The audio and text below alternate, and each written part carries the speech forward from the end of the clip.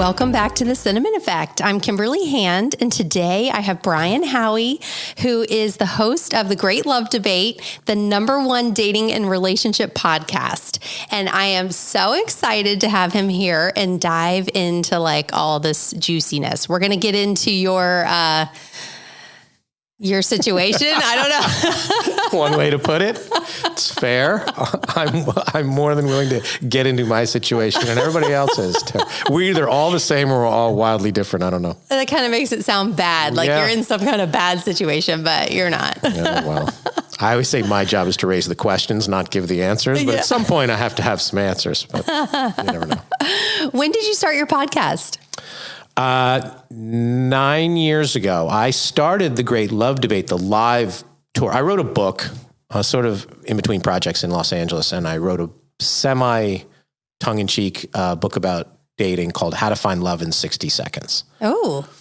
And it was a little bit of a satirical book, but I really felt that I was so used to people complaining about their relationships, and especially a lot of women who I thought were wonderful, and they were always just not getting into the situations they wanted to get into. So I wrote a book called How to Find Love in 60 Seconds, which was not about a quickie. It was about recognizing, acting on, and not dismissing these sort of 60-second windows of time where you could create a spark with people that could happen many, many times a day. So I wrote this book. Oh, I like that. And my agent at the time said, rather than, do a traditional book tour with like 20 people in a Barnes & Noble, why don't you raise some of the questions that the book raised in like a town hall style, like a theater setting as like a publicity stunt? Mm-hmm. So we're supposed to do one of those January 2014 in Santa Barbara, California. I'm about to do my 10th anniversary show. I have done it, the live show. It just blew up, 450 shows in 13 countries. I've done it all over the world. About a year into doing this live tour, Adam Carolla, who's a pretty famous podcaster, I know, hosted Loveline, and he came to me and he's like, "Why don't you have a podcast?" And I'm like, "I don't know how to do a podcast." Yeah. And so he's like, "Come on, this needs to be a podcast. You be part of my network, whatever." And he started my podcast. So the podcast has been going on for 9 years, and the live tour has been going on for 10 years. Wow. So, yeah. I mean, podcasting was not really like a thing 9 years ago. No, he was one of the pioneers of it. So in his network, this little Corolla Digital, it was me, him, Dr. Drew, and like a couple other lawyers doing podcasts then. Wow. So he was hugely influential to me and taught me that a podcast, like you can have the conversations you want to have. I was so used to being in Hollywood all this time and having people tell me no, or I couldn't do this, or this is the way you have to do it, whatever. The freedom of the medium of podcasting, it took me a while to get used to. I'm like, you're not going to tell me what I can and can't say and how I should do it. They're like, no, believe in what you want to do and go on this journey. So the podcast enabled me to continue the conversations in ways that, doing it with 400 people in a theater, I could only go to so many places. When people would email us, they're like, "When are you coming to Terre Haute, Indiana?" I'm like, "I'm probably not." So the podcast really opened it up. And then the podcast, I had a lot of celebrities on early. I wasn't a very good podcaster, but that really helped build awareness of it. And then it kind of blew up from there. Wow. I'm mildly obsessed with Dr. Drew. Yeah, I just saw him the other day. He was at PodFest. He has done my live show. He has done my podcast. I co-hosted Loveline with him a couple times. He was somebody who made me believe not just in myself, but like what we were doing, like trying to have this sort of ongoing dialogue. The tagline for the show, The Great Love Debate, when I started, it was, "Why is everybody still single?" Okay. It's evolved into a lot of our audience, a lot of our subject matter is really about people in relationships and married, but it was sort of like, what is this disconnect between the men and the women? And he's like, these are important conversations to have. Yeah. And, it's sort of an ongoing conversation. I just did my 445th episode in a row, in a week without missing one. Cause I just think people are always like, "You tired of talking about this stuff?" I'm like, "I'll talk about this anyway." Yeah. No, I love it. I love it. So why do you think people are still single? Well, I mean, I just revealed like what I think the answer is. I think it really does come down to fear. And we're afraid of getting hurt. We're afraid of getting rejected. We're afraid to get out of our comfort zone. We're afraid of the unknown. We're afraid of judgment. We're afraid of all of those things. That's not just, people who are single, but that is people who are in relationships that are unhappy. They're not communicating confidently in the way they should with their partner, with prospective partners or whatever. It really comes down to to a lot of that. The shorthand of it is, I always say that the women want the men to try harder and the men want the women to make it easier. That's the sort of the standoff. But the reason those two things don't happen is the fear of all of those things. I get that. And like on a previous episode, my guest, Lauren Thomas, she used this term comfortably miserable. And she thought that most people are just comfortably miserable. They're miserable. They're miserable. They're miserable. They're miserable. They're miserable. They're miserable. They're miserable. They're miserable. They're miserable. They're miserable. They're miserable. They're miserable. They're miserable. They're miserable. They're miserable. They're miserable. They're miserable. They're miserable. They're miserable. You're not dating at all. Happier with my dog and my Netflix and my wine. Like, I don't need this. It never works out. I don't want to do this anymore. Is that more females saying that? Yes. I feel like more females because they want a situation. Guys are just like, that was a fun date. The women, the stakes seem a little higher. Yeah. And a lot of women are like, I don't want to do this anymore. Well, what COVID did was force people to see what that looked like. A lot of people were like, you know what? I do need that nervous energy of the real date. I do want to do that. But a lot of people are like, I'm good. This was fine. I can have my food brought to me. And it really just took them out of the dating pool. Yeah. And the coming storm, this is, you bring up Dr. Drew. I saw him the other day and I go, 9 years ago, I asked him what he thought the biggest challenge with dating relationships was. And he told me this in 2015. He goes, the coming storm is that by the time we get to, 2024, 2025, some kid who's 15, he's going to put on a helmet.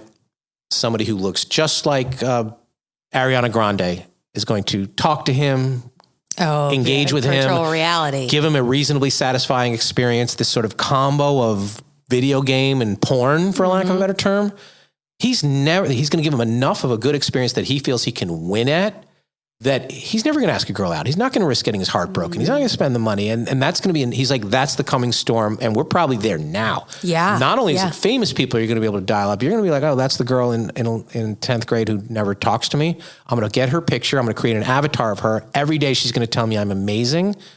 And you can say that, well, it's not as good. Yeah, it's not as good. And you can say it's not real. We develop relationships with our dogs where we interpret their personality the way it makes us feel good.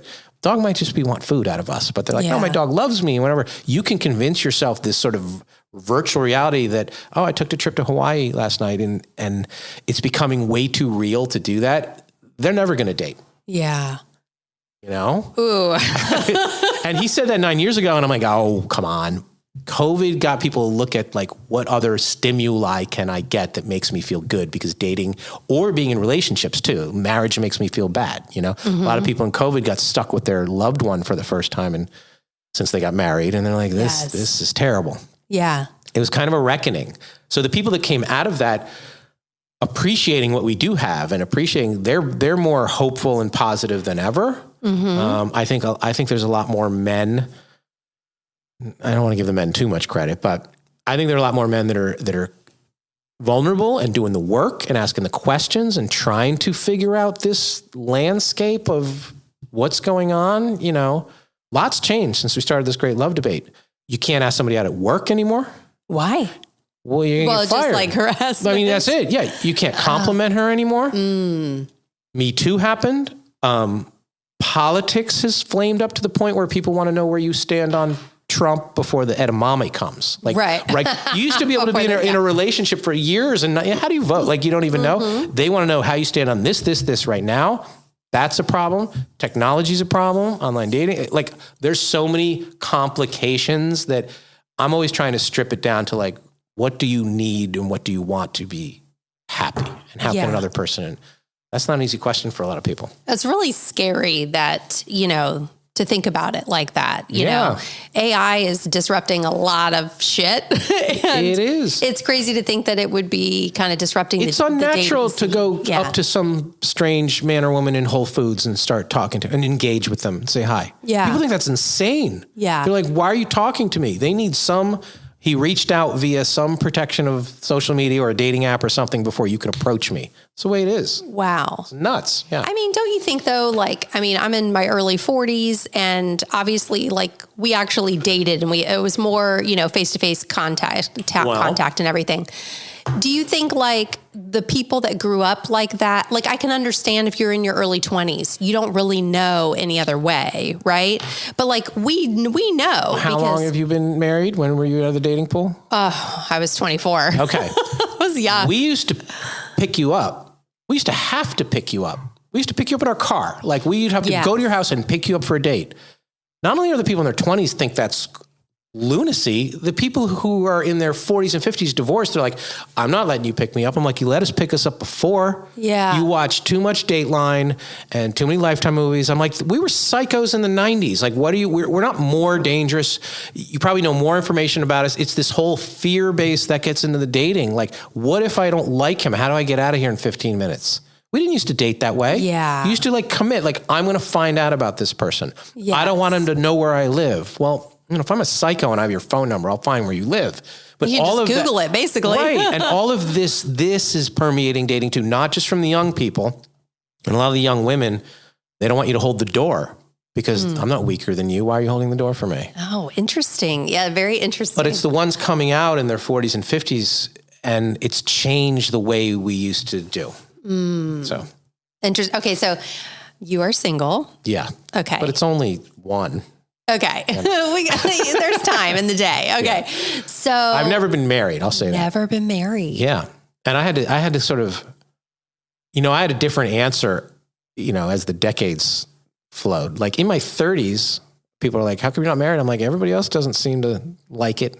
Yeah. They're all getting divorced now. I went to a Catholic college. All those people got married in their 20s and they didn't seem happier than me. And then in my 40s, I was like, I don't know how I sort of deal with this. But then I woke up one day and then I went out with somebody and I remember I judged her. She was like 41 and she'd never been married. I'm like, that's crazy. Like, what? I'm like, there's a huge red flag there. Wow. Yeah. And I started to do the great love debate and I really had to figure out why. I wasn't ever terribly motivated to have kids, which I think is a big factor. That's weird for a guy. Every guy wants kids. That's weird. Wait, but every guy wants kids? Pretty much. Really? It's a lot easier for the guys to be parents, to be a father than it is to be a mother. It's easier. It just is. Well, yeah. Almost every guy loves it. You don't find too many guys like, I don't like being a dad. Yeah, yeah. Okay. My parents were married for 50 something years. I don't even think they liked each other. Oh. And so because I didn't trust their love for each other, I didn't trust their love for me, which meant I didn't really trust the concept. And so I'm like, I don't want that. And so I never was willing to go to that, sort of emotionally vulnerable, scary place that you need to go to be like, I'm in with this for 50 years with you. Yes. I would always have these long-term girlfriends and relationships. I would basically put enough chips on the table to stay in the game, but I wouldn't go all in. Okay. And I'm like, non-committal. I thought I was committed, but I'm like, the resume I handed in was for boyfriend. That's a different resume. Yeah. And, I was just like, this is fine. And so I wasn't willing to go to that place because I was all scared off because, 5-year-old Brian in this house where mom and dad didn't seem good to me. Yeah. I was always like, they should be divorced. So I'm like, is this what marriage is? And then I would look at an example of people that I thought were happily married, like my grandparents, who they went on a date every Friday night for 62 years. And I would be to my mother, like, oh, they're so happy. And she's like, they don't have any money. They don't prioritize. They're not responsible people. Like she would downplay that. I'm like, well, they still have this like relationship and this love and they laugh. And my mother was somebody who's like, they're not serious people. Oh, interesting. Yeah. Why do you think she was like that? Because she was their daughter and she grew up probably wanting to live in a big house and they were probably in some small apartment. Gotcha. And so she resented them in some way. She thought that was irresponsible, that unhappy in having some means to, have the things or whatever, they prioritized that. Well, I didn't. To me, because of the way I'm wired, like the romanticism of that always appealed to me. But then you'd always hear my mother in my head, like that's a bad example. Interesting. Are you an only child? No, I have 2 sisters who are both married and 5 nieces and whatever. So I'm still I always say the sole male heir. But, I don't know. So I wasn't like some, because you get to 40 as a man, you've never been married. You're either a total player, you're gay, or you're completely emotionally unavailable, screwed up. So other than the gay part, the other 2, there was probably some, I was living in LA. It was pretty fun. Hanging with Dr. Drew and Adam Carolla. Yeah, it was just a fun time. I don't want to go to soccer practice. Like, this is good. But then, like, I as I was doing the Great Love Debate and traveling around the world and hearing, especially from a lot of the guys, like, people were experiencing, living, feeling, sharing things that not only wasn't I was like, I'm not even aware of these. And it freaked me out and it sent me to therapy. Like, I'm like, why I am not like this. And then it comes back to the fear I had, and you had to open it all. Like, I'm fully capable now. I could be married tomorrow. Yeah. I mean, you're like, I am. But the growth, you had to do that. And I had to been like, well, why? And the jokes that I would make, like, why aren't you married? And I'm like, and I would just say, like I said, like, it's only 3:00 or whatever. Or I haven't met you yet. Yeah. Yeah. Oh, I can see you. And it works. Out at the bar. And it absolutely works. So, you had to sort of own that. So somebody, I got interviewed for Nightline, ABC. And I think it was Deborah Roberts, where she came to one of my shows and the camera crew's setting up and she's backstage, and she'd followed me around a couple shows for a while and was doing this whole feature. And she goes, wait, she interested or? No, she was interested like for news purposes. She thought it was newsworthy what we were doing. And she goes, let me ask you something. And I go, what? And she goes, this whole Great Love Debate thing, is this whole thing about you? And I was like, maybe. Is it? Am I raising all these questions and asking all this of other people because I was either too afraid to ask them of myself, or it's a way for me to ask it and have this sort of conduit of like, oh, if I ask a million people these questions, somehow I'll find the answers I want. Yeah. I was always curious about the dynamic between men and women. Creatively, I wrote, directed, and produced a ton of content around that, but I never really brought it to how screwed up I am or was or am. No, but I mean, what a healing. I mean, now that you're saying you could get married today. Yeah, there's some growth and you feel it. So, I mean, the thing that, I don't think I've ever said this on a podcast. I'm gonna confess something. So, about 2 years into the tour, when I started to go to therapy and whatever, my eyesight got worse, not terribly, but like I needed reading glasses. Okay. Because my phone didn't work, which just happens. And I started to wear glasses, but because I started to feel more vulnerable, I never take off my glasses. They're really just reading glasses. I don't need them to drive or anything, really just to check my phone, but I needed this layer of protection because I was afraid people could see what was going on with me. They could see behind your eyes. Yes, yes, which is so crazy to think about, but I'm like, I need an extra layer of protection in the world. So I do need glasses to read, but I don't need to wear them all the time. I wear them all the time. I like the glasses. Maybe, but they're not a style choice. They're a don't look into my soul choice. Which is crazy, Maybe you should have worn sunglasses. Maybe, but I don't want to look like that either, or a helmet or something. But it was like simultaneously the eyes and the vulnerability. And I'm like, I'm not comfortable with people. Because somebody came to my show in San Diego, this woman, and she's like, I came to the show a couple years ago and I can't believe the difference. And I'm like, yeah, the show's a lot funnier now. It's a lot better. She goes, no, you seem like a different person. Wow. That freaked me out. Like there was a compliment in there, but I was like, wait, what? What do you mean? It was too exposed. I'm hugely introverted. So it was too exposed publicly for people to sort of see change. So people have said to me, they're like, I like your podcast because it feels more authentic because I think you probably have the protection of the microphone versus all that. So not being in person. Yeah, it's probably a little easier. Yeah. Yeah. Oh, that's really cool, though. I mean, it's cool that you put yourself out there knowing that you did not feel super comfortable doing when it. we first started the Great Love Debate, I was like Jerry Springer, mostly. I was like, guys, girls are crazy and guys are screwed up. Have at it. Dating's easy for me. I don't know what you people are talking about. So in the show, you would have like a couple or something I would there? basically I would be like Oprah in the crowd. So I would have like people on our stage who are celebrities or whatever, and then it would be like town hall style. I would be in the crowd like, what do you think the biggest challenge with dating is? Somebody would answer, and hundreds of people would answer, and I would just be like the ringmaster. Wow. Above the fray. And, I still do that. And so, I've done that in Tel Aviv and Sydney, and I've done it all over the world. But I was always like, because dating for me was always easy. Okay. I could always get them to go out with me. So like me, being in relationships, I could do that part. Yeah. So to me, these people are like, it's so hard to ask a girl out. I was just like, I don't even know what are you guys talking about? And I was like, you poor people. But then I realized I'm not really getting involved in it the way the regular people are. Gotcha. I was just like, this is a good dinner. We had fun. We laughed. Yeah. Yeah. And so the more I would hear the answers, the more I'm like, oh man, I think I have a problem. I think I have a problem. And especially the men. You know, I thought I knew everything that the men experience because I was one, which always bothers me when women say, you don't understand women, you're not a woman. And I'm like, I think you know what you know, and maybe a couple of your friends know, but I don't think a lot of people pay much attention to everybody else. And I'm like, oh, more men are having a common experience than I have. Then I'm like, I'm the weirdo. Interesting. Yeah. What do you feel like you learned being in different countries when it came to relationships, like across the world? Like, what is one thing you can point out? Don't take this the wrong way, listeners. The rise of the independent woman is a problem for dating or relationships in America. This blurring of traditional gender roles between 2 to 3 generations of people who had it a certain way and now it's different.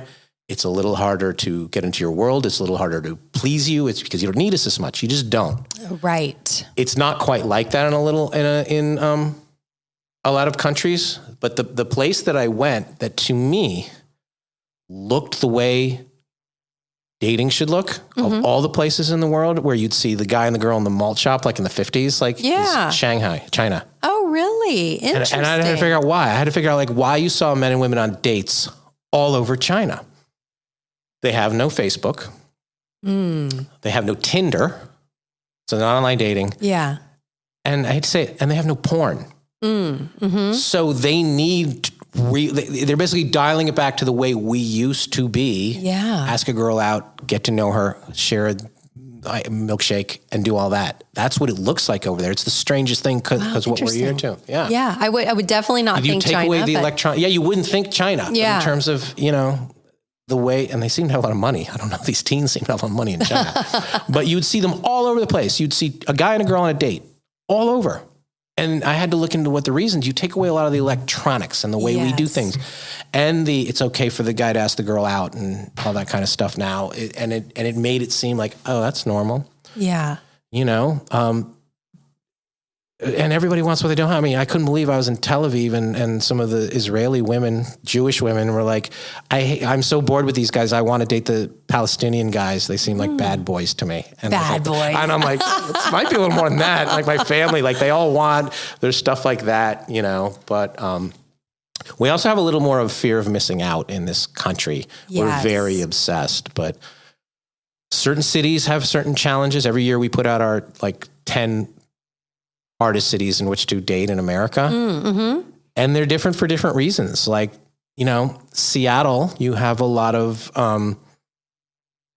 very confident women, socially awkward men, and rainwater. And sunshine and black rain. And gloom. And it does it just seems different there. I could see that. All the rain would depress me. I wouldn't want to go out. Places like LA or Phoenix or even here, the lack of a sense of time, because every time of year is sort of the same. And the sunshine, you can have sort of a reasonable existence with no sense of urgency to put yourself out there and have dinner with somebody for 45 minutes you might not know. People are not as motivated to do that in places that day-to-day life feels kind of pleasant versus like, I'm freezing to death. I'm bored. I can't drive somebody. I need to have a boyfriend on Friday night, Right. It's different. So interesting. Yeah. So every city's a little, a place like Atlanta or Charlotte, I bring up the independent woman thing. Well, there's still pressure in the South if you get married and divorced, the marriage failed. If you don't get married, you failed. That's still the women who are 32 and single in Nashville. They still feel that. Yes. Tennessee, Mississippi. I have family in Mississippi. I do too. My dad's from Jackson. Oh, wow. Yeah, okay. My dad's from Mississippi too. It's different. They watch Sex and the City and they see these women in their 30s and 40s and they're not married. They're having a good time or whatever. And they're like, I can't do that here. I better get married. And so different parts of the country have different sort of feels to them. Wow. Yeah.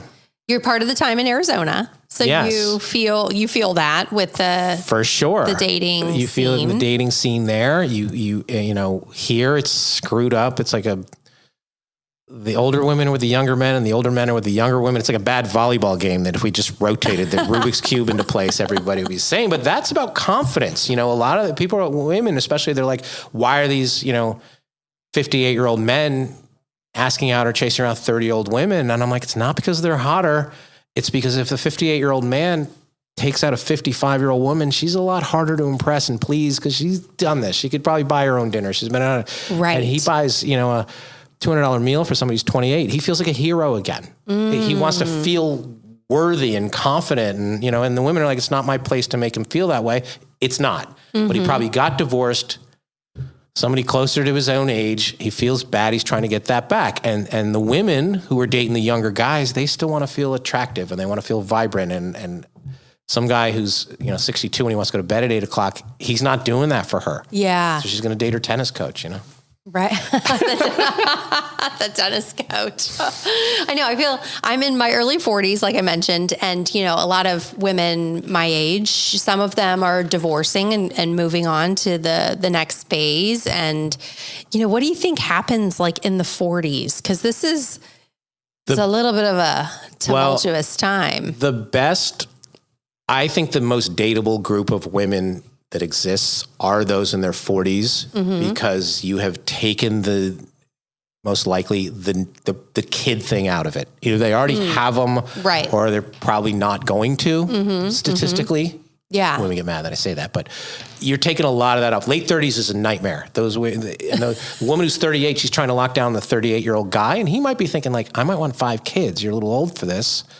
It's hard, but then they kind of get over that hump and into their 40s. And it's when she kind of finds her, I say she finds her way through her teens, and she finds her body in her 20s, and she finds her face in her 30s, and she finds herself in her 40s. Like I wrote that in a play one time. Oh, interesting. And I kind of stand by that the confidence, I know who I am. I know what I like, still beautiful, all that, like that is the group.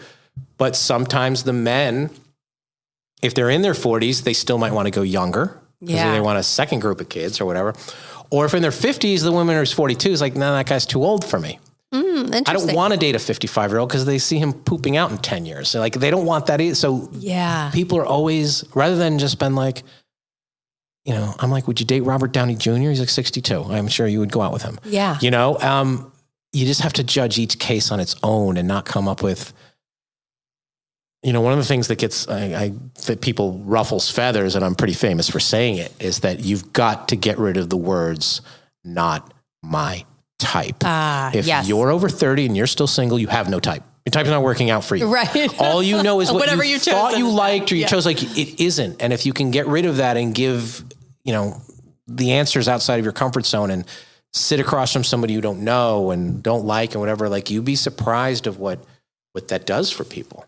Yeah, I think that's an important note. I mean, even, when I was younger, I thought like blonde hair, blue eyes was where it's at. My husband has dark hair. He does have light eyes, but he like darker skin, darker hair, like totally different than what I would have chosen, right? Just by looks, but it's rarely what you think you like. It's what you imagine you like something when you really don't know till it's sort of sitting in front of you. I bring up all the time that there's one day of the year in America that the most people are collectively the most confident. You know what that day is? Oh, what day? Halloween. Interesting. Halloween is not about being something else. It's about being liberated to be yourself without fear of judgment. Nobody judges anybody on Halloween. You can be a craziest guy. You can be a slutty nun. You can be a refrigerator. Nobody cares. Is that I'm going to get out of my comfort zone without fear of anybody making me feel bad. And if people could sort of figure out a way to take that costume confidence into the other 364 days of the year and been like, I'm going to eat a food I didn't think was normal. And then before you know, you're sitting across from a redhead, Yeah. And it's that mindset. I can take a chance here and it's going to be fun. And people don't think that way, but they're capable because they think that way on Halloween. Right. Take a chance, people. Yeah. Go out with somebody. Yeah. Go somewhere new. Like, These women are like, I can't date a guy unless he's 6'2". And I'm always like, do you know what percentage of guys are 6'2"? Probably not that many. What percentage do you think is 6'2"? I think it's probably pretty low. I mean, my husband's 5'9", so Yeah. Okay. Good for him. yeah, a big personality. Well, I pay attention to this. I was 5'4" till I was a senior in high school. So I'm very, very, I'm 6 feet tall now, but I was short in high school and I saw the way that mattered. But yeah, 5'9" is average. Yeah. 6 feet, which everybody thinks, women think 6 feet is average, 14% are 6 feet. 7% are 6'2" and up. Wow. And these women think that's like the norm. And then if you're, some women is like, I'm 5'10", I need a tall guy. Well, the advantage of being a tall guy is you want to feel tall. If I go out with you 5'10" in your heels, I don't feel tall anymore. So give me the 5'4" girl. Like a lot of guys, and so there's that. I'm like, can you just give him a chance? Yeah. Just give him a chance. At one of my shows in LA, this woman said, my first husband was 5'5", and somebody gasped. And she goes, how did that happen? And she goes, by the time I saw him standing up, I was already in love with him. Wow. And that was like, see? Yeah. You think you've seen this in a movie, or you saw the way it works, and you're not willing to find out. If you sit across from somebody who you think is not your type, you might find out some stuff about them, but you're really going to find some stuff about you. Mm-hmm. Like it's going to rewire.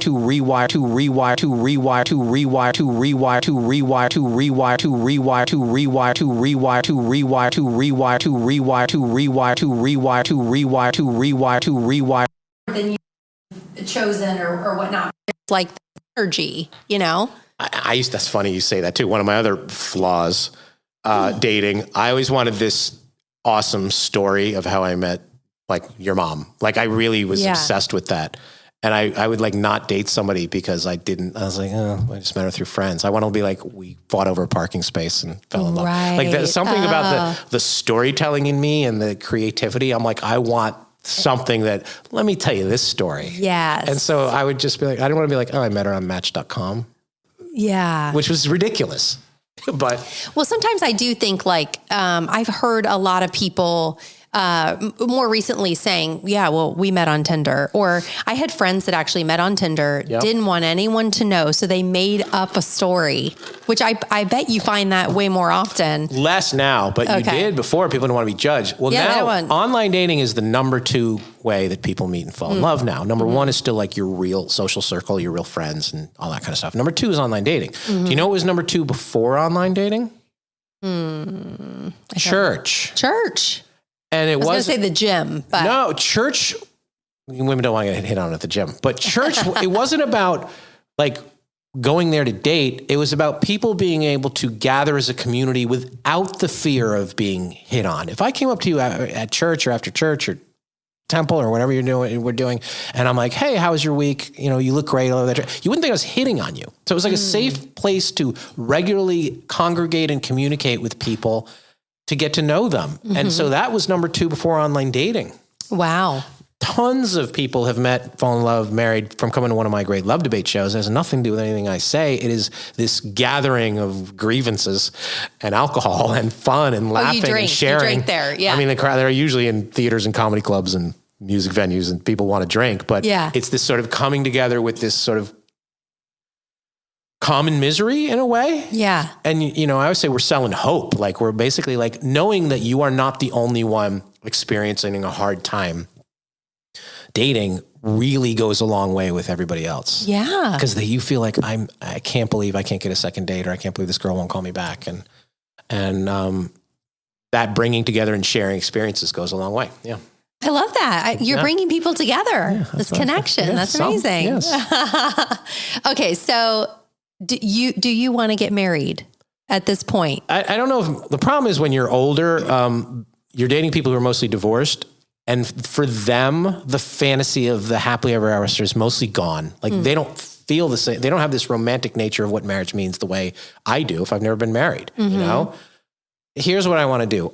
There has to be a word that says she is not just another girlfriend. She's above the girlfriends. And I'm like, if there's another way to project that to the world, that this is the one without getting married, fine.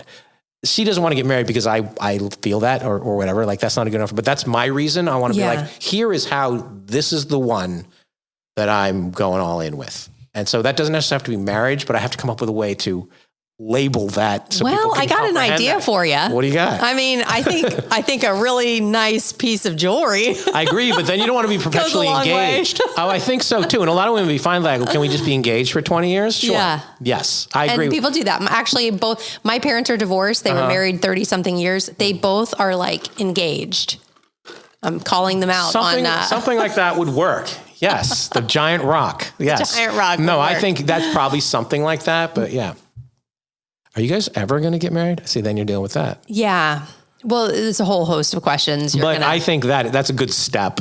Yeah. Yeah. Jewelry. When in doubt, jewelry. Okay. So what is your longest relationship? 7 years, 8 years. I've probably had like 5 relations over 4 years. Okay. Because you get in that's the comfort zone for me. Like we're here, we're living together, whatever, no kids. This is great. It's awesome. Yeah. A lot of people, when they go from husband, wife to mom and dad, that changes. That's not exactly the way they met and dated and fell in love. That is a completely different set of roles, responsibilities. Yes. She can go through some stuff when she has kids. He can go through some stuff, and you're dealing with that. And you have to really understand that it's not all fun and games, but you're committed together, and that should be the bond. Mm-hmm. So I enjoy the relationship part. Like I like it. Mm-hmm. I like to wake up and try and figure out how to make her at least smile. Yeah. And people are like, you get to do that because you don't have to go to the volleyball tournament in Vegas, with my 10 kids.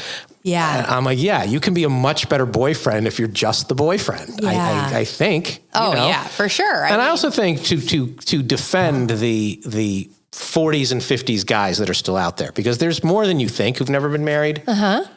I know a couple. You marry a guy who you marry him at 25 and you divorce him and he's 43. He wants to go right. He wants to make up for everything he missed out on when he was 20 and 30. Yes. I didn't miss out on anything. Yeah. I can say that comment, like, I'm good here. Yeah. So I need to make up for 10 years. I've never gone out with a Filipino girl. Like, I don't have these things that I hear all the time. Like, maybe I like this. Like, I'm good. Let's just figure out what the types are. I know. Exactly. Like, oh, maybe I'll try this because I don't like my wife anymore. I'm like, I had a fine run and I'm capable. So that's probably my answer to the first question. Yeah. I wasn't capable. Why wasn't I married? I wasn't capable on the level I think she needed me to be. Mm. And I feel like I'm capable now. Was there one in particular that you felt like you would have married? Ooh. No, but there's ones that I have reached out to and said, I know what you were talking about now. Mm. I understand the frustration. I understand when you wanted more, and I really just didn't understand. And I can see how terribly frustrating that must have been for her. Uh-huh. And I've made that call. And that was probably very healing for you and for her. Oh yeah. I made it twice. Okay. One was, I don't care if this is healing for you. Yeah. This doesn't do anything for me. Gotcha. And the other one could not have appreciated it more. And she's like, maybe I just didn't say it in a way that, people don't necessarily want to be right, but they want to be heard. Yeah. And I don't think I heard. And she totally appreciated it. She was like, this is fantastic. It means I wasn't crazy. Yeah. Because you owe them that. You owe them that, like, what they were feeling was valid and they weren't imagining. I know a friend of mine who's a gay man, but he was married for like 20 years and he got divorced. And I go, well, what did your ex-wife think of that? And he goes, I never told her. I'm like, what do you mean you never told her? And he goes, it's none of her business. I'm like, it absolutely is. She probably felt like a failure as a wife. Yeah. She probably felt like, I don't understand what's going on. He goes, it's none of her business. And I thought that was nuts. Interesting. That's an interesting take. Yeah. Well, you just hope that somebody would, I just think she probably has so many questions and what did I do wrong? And that would answer a lot of them. Oh, he likes men. Oh, that explains. That explains a lot so much. Things. Yeah. It's simple. And if you own this and this is my life, I don't know why he's just like, nope, she's not entitled to this information. Okay. Wow. Yeah.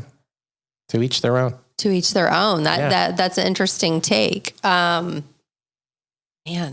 Yeah, I don't know. I don't know what I would do with that. I know. It's the wild, wild west out there. So two of my friends that I went to college with, who've both been married over 20 years, came to my Great Love Debate in New York City. And at the end of them, one of them said, oh my God, thank God I'm married. This is the worst. Seems like just awful out there. Terrible. And the other one said, I would kill it out there now. This environment suits my skill set. So, it's easier, it's harder. I don't know. I can see that. I can definitely see that. I think, to talk about my personal experience, I have known my husband my whole life, and our parents were friends and this and that.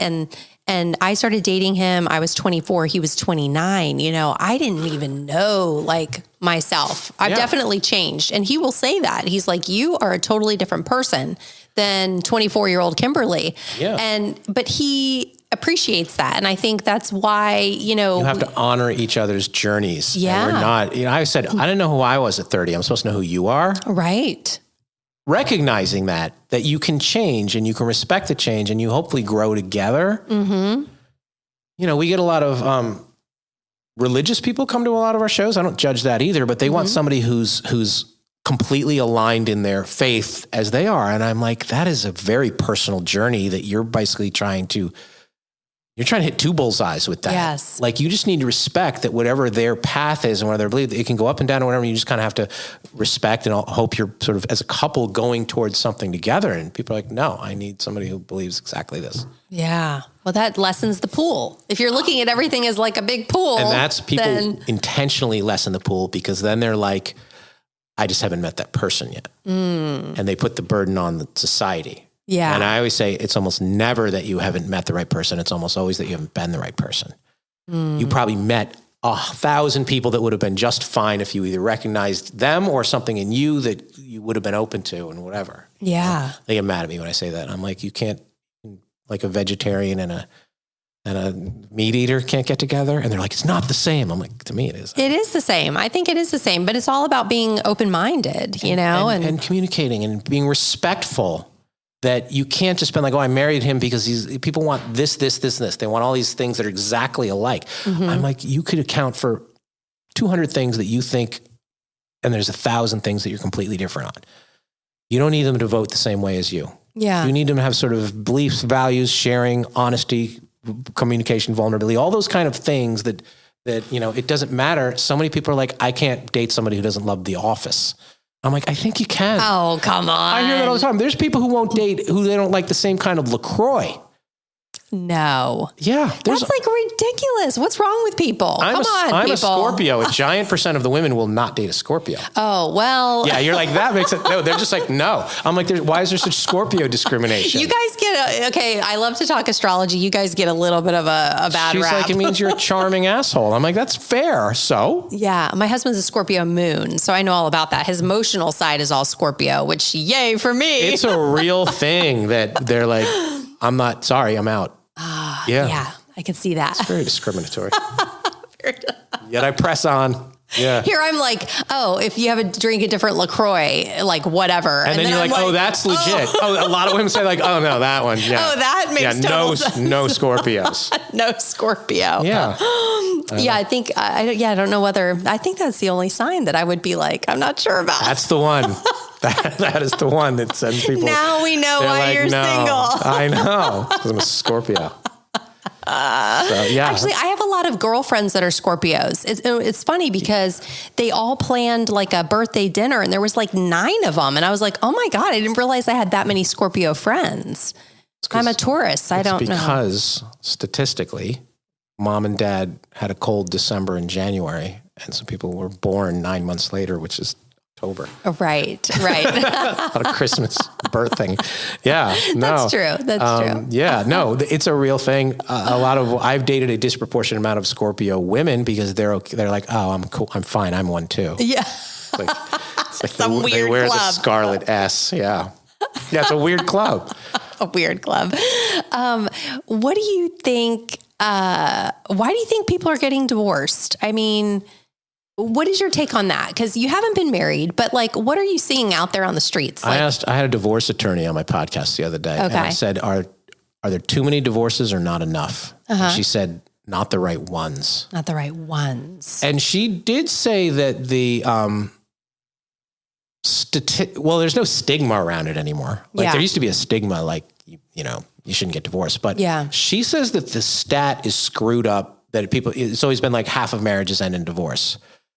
But a lot of those people are serial divorcers. They've been married 2 or 3 times. That if you just count the one marriage, one divorce people, it's not nearly as bad as you think. But I think social media is a big, big part of it because it looks like John and Carrie have a fun time. Look what they have. Look what they do. There's a lot of people putting out a polished picture of themselves for the world, and people feeling bad or insecure, they're missing out. Or there's a lot of that. That's a legit thing. Wow. Yeah. And that's crazy because you think like social media probably plays such a role in dating, but it also plays a role in someone's unhappiness. Obviously it screws up kids, terribly. And in somebody's happiness, if people are only posting the very best parts of their day and you don't feel anything but a bad day, you feel inadequate, you feel this, that, looking at how good she looks or whatever. And it really does matter. Or the husband or the wife is checking out too many pictures online. Yeah. Why'd you like her photo? I mean, don't like her photo, dudes. Yeah. But there's a lot of insecurity. There's a lot of jealousy. There's a lot of societal stuff that we didn't have to account for 20 years ago. And it seems so silly that we could just eliminate that from the program, but we really can't, My husband was never See Florida, on. though, is trying to make social media. You can't do social media until you're 16 in Florida. I would love there's that. There's a bill, like they got rid of vaping, so I guess they're going to do that too. Yeah, that the parents just can't. I don't know. I don't know what you can do about that. And also a factor. I can't speak for the men. Women have never looked better and longer.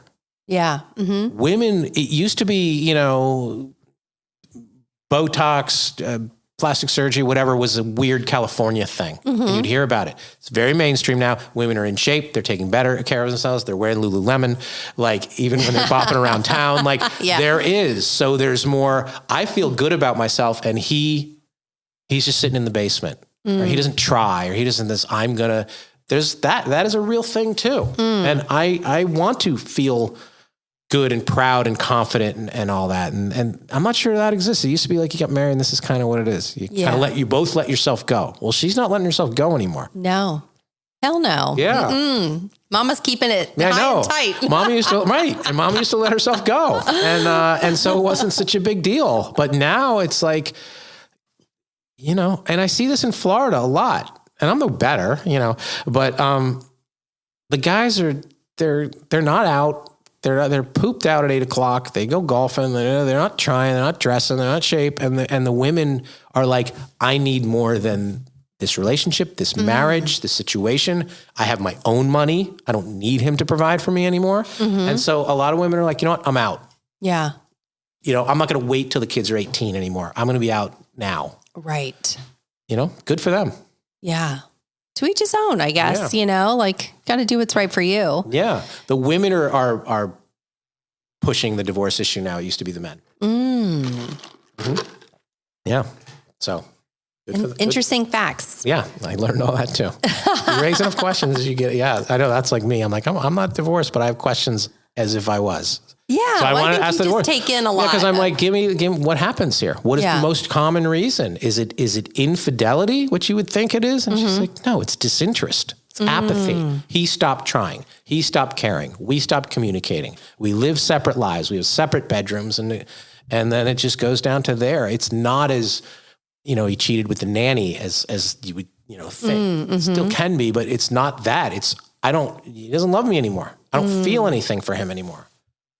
Do you think you can come back from that? I had a couple therapists on my podcast the other day, and she said, you can't come back from resentment and you can't come back from apathy. You can come back from anger. You can come back from hate. You can come back from anything that has some emotion tied from it. She's like, there is a Rubicon that if you cross it, it's hard. A lot of boyfriends and girlfriends break up and get back together all the time. Very rarely do husband and wives get divorced and get back together. I know. I've known a couple that have done that. It's rare. Once you get paperwork and finances and lawyers involved, you're not coming back. Yeah. I think I know somebody that told me the story. He got married to the same woman, I want to say 3 times. Really? Well, yeah. I've never heard divorced, of 3. got back together, divorced. I think Richard Taylor or Elizabeth Taylor and Richard Burton had something like that, like 3 times. Yeah, that's... Yeah. And you figure like at its peak and you raise these kids and you share this together, that at some point you'd look at each other and been like, it was good. I'm sorry. And you'd give back. It doesn't happen very often. Yeah. Yeah. Do you think a lot of people think that they're like, oh, I shouldn't have made that decision. Like we did have a good thing, and maybe with maturity or whatnot, they can see that later, but not as often as you hear. I wish I did it earlier. I asked, this is maybe the saddest thing that I've learned on the Great Love Debate. People ask me this. When somebody gets divorced, I never ask them why they get divorced. I always ask them, when did you know it wasn't going to be forever? And I'm astounded at how often the answer is when he asked me on my wedding day, yes, a year really early, and they went through with it or thought they'd make it work for whatever the reasons are. The answer is almost always. Gosh. It wasn't going to be 50 years. Yeah. Trust your gut. That is huge. Because if it was that long ago. Or they go through with it or whatever. And a lot of it's like mentally, like, I'll try it out and see if it works. Like very rarely was it like everything changed overnight. And like, no, there's a lot of like, I always kind of knew this wasn't quite right. Oh man. Yeah, you could have saved yourself so much heartache. They do. But I mean, I get that, she has a clock. I think that's legit. You want to be a mom more than anything else. You might have to settle for Mr. Right Now, I think I respect that. And sometimes, you don't hear that out of the men. The men are like, I proposed to her because I loved her. And the women though they're like, I want the house, the dog, the kids, the white picket fence. He's not even on that list. Right. He's not on the list. Yeah. So there's a lot of things she might want in the life. And then that part of it is not fulfilling. Yeah, I hear that all the time. Wow. When he asked me, I was like, you could have said no. Shoot. Gosh.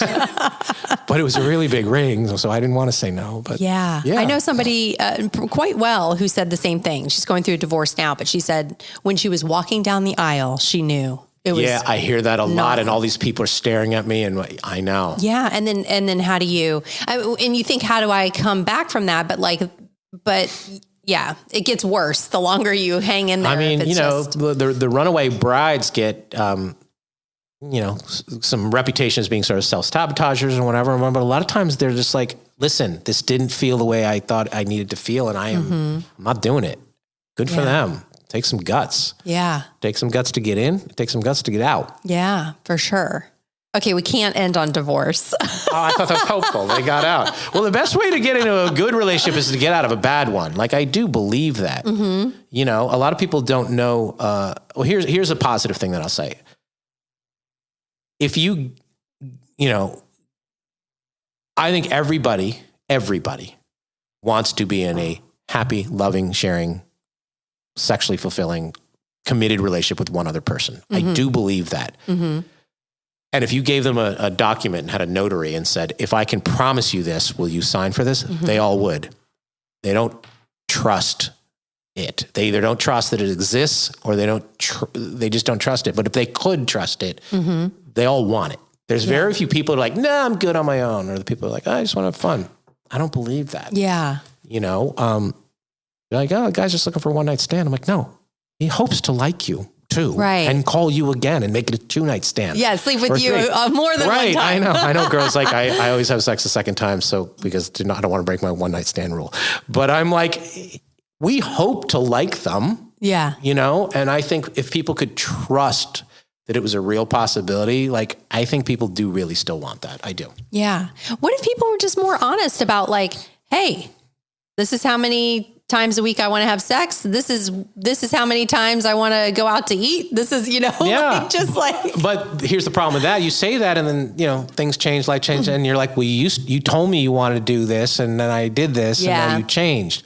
I think in the moment, it's just like, this is what I'm feeling right now. And how can we either fulfill these needs or come up with a way to do it? I think you do have to have the weekly check-ins and you do have to ask questions in a way that's not accusatory. A lot of times the women only speak up in a way. We don't get the pat on the nose. We get the smack on the nose. And a lot of times we don't get the positive. Again, men are wildly insecure, and I'm not defending the men. I'm kind of explaining them that if you're like, oh my God, are you going to wear that to dinner?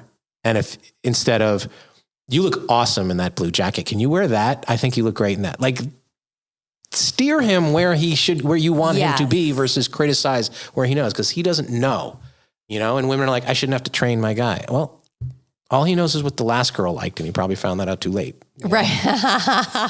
Yeah. I think you guys need some guidance. I will say a little bit of guidance. Tell us how high we need to jump to get the cheese, and we will do that. Like, just tell us, and he can figure it out. He can't tell. I have no idea. Yeah. You guys are complicated.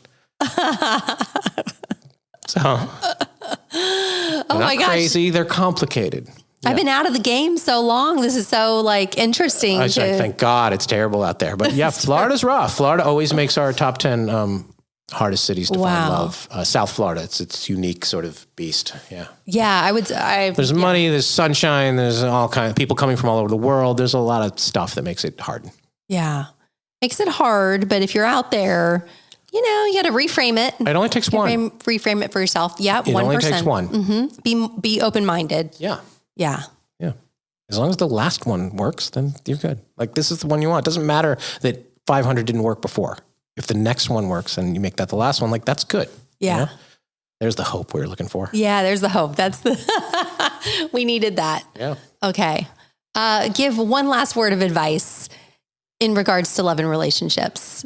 Brian Howie. I think, I brought it before, confidence and communication goes a long way. And the best way to get confidence is to communicate. You're better off asking one too many questions than one too few. And again, don't ask a question like, where were you last night? If you want to know that, just been like, hey, I was feeling insecure, like frame it in a way, that's good. But constantly try to learn your partner. I'm always like that, as a boyfriend, I'm just like, what were you like in 4th grade? Like, where did you go to school? Like, I want to learn the stuff that got you to this point. And a lot of people are like, what do I care about that for? She's hot. I'm here now. This is good. Or whatever. I'm like, I think you need to learn the backstory. And I think that was it. I think not a lot of girlfriends that I had, and maybe I chose intentionally ones who wouldn't ask me stuff, who wouldn't try to peel back the layers, who they had their own sort of emotionally walled off issues. I think I intentionally chose partners like that. Yeah, probably. But I think you're better off asking more questions. Just be curious and constantly try and learn your partner, because in doing that, you're going to learn you and the two of you. Yes, for sure. You're attracted for these underlying things that you don't even know, I had a girlfriend once, I'm like, I want to go see your high school.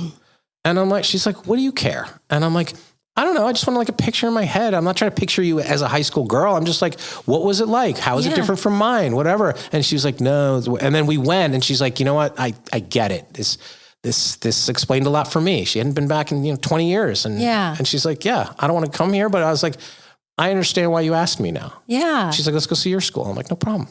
Why wouldn't you want to know those things? She had some dark, like some trauma happen. I get it. But she was just like, it was personal, which should have been flattering, but it was a way, it's like, they don't want to be solved, in a way, but I'm like, I'm just trying to learn about you because I care about you. Yeah. And I think that's a good thing. I think that's a great thing. Yeah. Go deeper, people. Yeah. Go deeper. No, it's not all social media. And when you're on social media, it's all Facetune and all this weird stuff anyway. Like, eventually you got to go somewhere other than the bar. Yeah. Yeah. Dive a little deeper. Okay. Right. Thank you so much for being here. This was super fun. Love this conversation. I do. I like to talk about this stuff. Like, I like to, bring up some things that I've learned. And I also I don't necessarily have the answers. I just know what people are saying, and passing it along. Yeah. You're a good, I'm the conduit. Yeah. Exactly. Don't blame the messenger. We won't. Thanks, Brian. Thank you.